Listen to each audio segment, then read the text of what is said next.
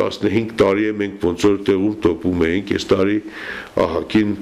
խնդիրներ լուծվեցին։ Գյումրու շտաբ բուժօգնության կայանի տնօրենը 2011 թվականը բարեհաջող ծրագրերի եւ առաջընթացի տարի է համարում, քանի որ ինչպես հանրապետության շտաբ բուժօգնության համակարգում, այնպես էլ Գյումրու կայանում իրականացվել են մեծ փոփոխություններ։ Այդ շարքում կարևորվում է թվով 6 Ford Magnus-ի ավտոմեքենաների ներկրումը Գյումրի, ինչը իր դրական անդրադարձն է ունեցել բուժանձնակազմի աշխատանքի որակի վրա։ Լուրջ ձեռքբերում է նաեւ նավիգացիոն համակարգի ներդրումը։ Սա էականորեն հեշտացրել է հիմնականում կարգավարների աշխատանքը։ Մեքենաների վրա դրվել է նավիգացիոն համակարգ եւ բոլոր մեքենաները այսօր արդեն համացանցով դուք կարող եք ցանկացած վայրկյան նայել, տեսնել թե շտաբության որ մեքենան որտեղ է գտնվում հանրապետությունում եւ հանրապետությունից դուրս ամբողջ աշխարհում։ Սա աշխատանք է արագացնելու, ավելի բարեփոխելու, ավելի լավացնելու համար է, իհարկե նաև հսկողության համար է։ Այս համակարգի օգնությամբ կարող ենք տեսնել մեքենաների ընթացքը, ինք համարի մեքենան Պռոշյան փողոցի վրա հասցեի մեջ է։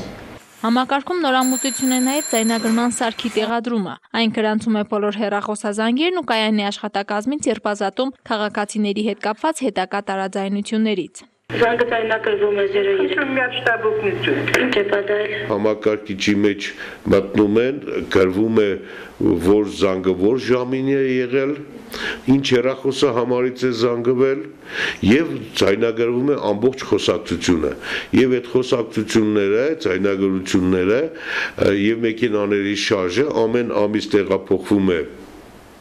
համակարգչային դիսկի վրա եւ մնում է արխիվ 7 տարի։ Ըստ վիճակագրական տվյալների տարեկան միջինը 22-ից 23 հազար կանչ է գրանցվում շտաբ բուժօգնության կայանում։ Դրանց շարքում մեծ թիվ են կազմում եղանակային հիպերտոնիկ սրացումները, տարբեր բարդությունների հիվանդությունները։ 2011 թվականին ըստ Ռոբերտ Թորոսյանի ավելացել են տրավմաների դեպքերը։ Դա կապված է նրա հետ, որ ավտոտրանսպորտային միջոցների քանակը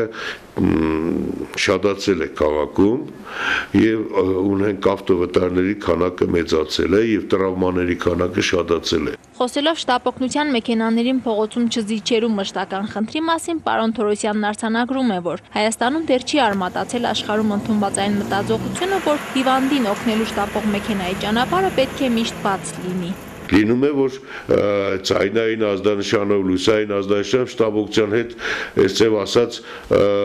հայերեն բարձի պայծազեմ կոնկա են մտնում։ Պետք է զգույշ լինել ոչ միայն փողոցում, այլև տանը։ Առջևում տոնական օրերն են առատ սեղաններով ու բազմազան եւ խառնիչ աղանջ բաղադրությամբ մոդայիկ աղցաններով։ Մասնագետները բոլորին հորդորում են խմիչքն ու ուտելիքը չչարաշահել, որպեսզի զերծ մնան ավելորդ խնդիրներից։ Իհարկե ես կողմ չեմ այն մյուսներին, որոնք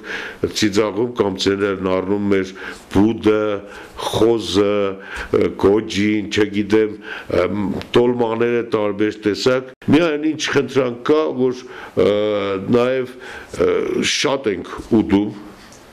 երբեմն նաև խմիչքն ենք չարաշահում, ուրեմն առաջի օրը հունվարի 1-ին հասկանալի է 2-ին 3-ից արդեն պետք է զգույշ լինենք, նաև չափը չանցնեն, որպեսզի ուրախությունը տխրություն չդառնա։ Մարինե Դերբինյան, Խաչատուր Գևորգյան, Ազդարար։